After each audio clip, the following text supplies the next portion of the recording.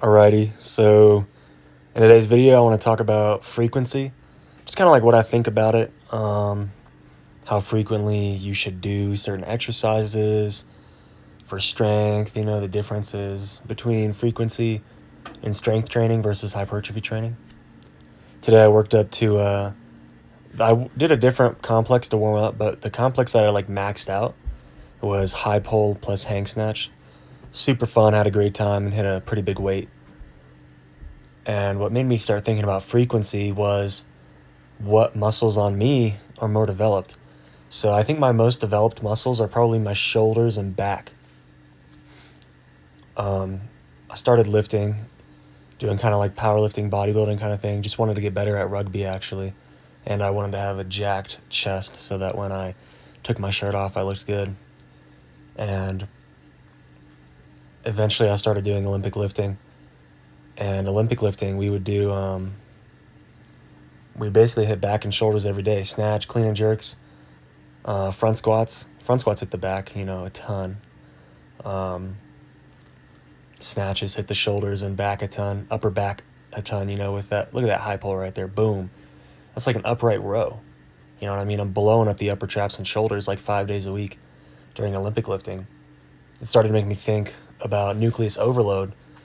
And I've noticed that back in the day when I was doing Olympic lifting, I'd hit the shoulders, upper back, and back in general. I hit it 5 days a week.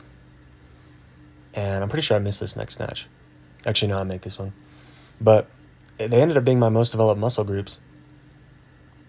And what I've noticed more recently is I accidentally hit back 5 days a week. So I'll do stuff that hits my lower back on my lower days and stuff that hits no lower back on my upper days. But sometimes I'll do like rows and power shrugs and whatever on my lower days. So I end up hitting some kind of rowing or pull up or whatever 5 days a week.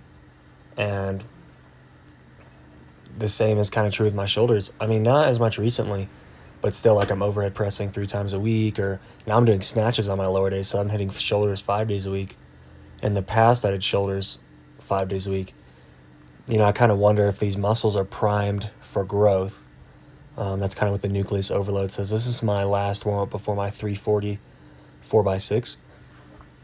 And what nucleus overload really says is, like, if you hit a muscle with high frequency, after not really doing that for a while, like you go from training your chest 2 times a week to every day, just do push-ups, like 100, 200 push-ups every day, just get like a crazy pump, that like you grow more nuclei in your muscle. Now, I haven't taken biology.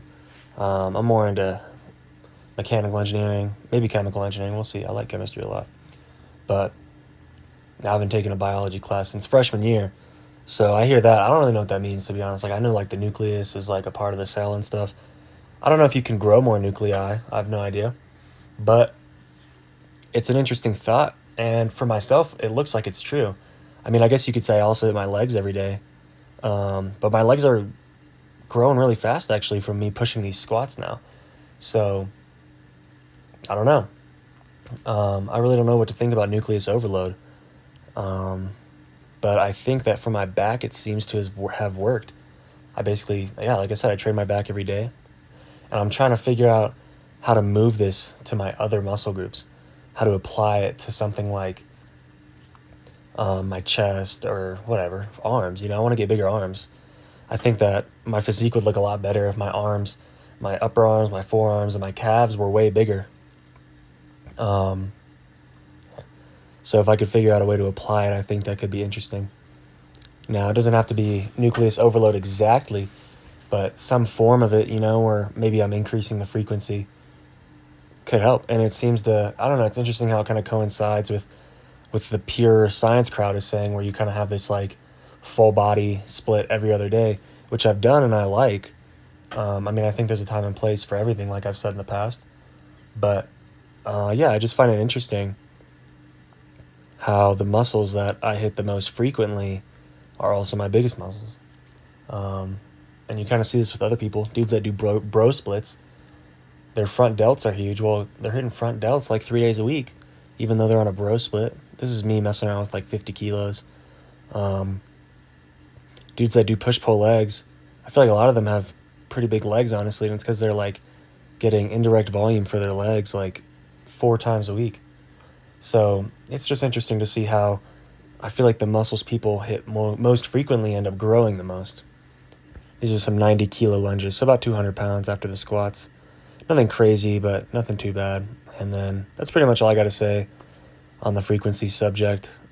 Here's some 100 kilo rows for, I think, like I said, of 12. So I'm going to push these a little harder. I'm a little bored of seal rows. I don't like setting them up after snatching. And it doesn't hurt to have a little extra lower back work. And yep, that's the video. That's the training today. Squats feeling strong, back's feeling good, knees are feeling healthy, and I'll probably hit a 120, 130 snatch pretty soon with the way the snatches have been going. And then I'm feeling good on the squat program. I think I could hit like 450.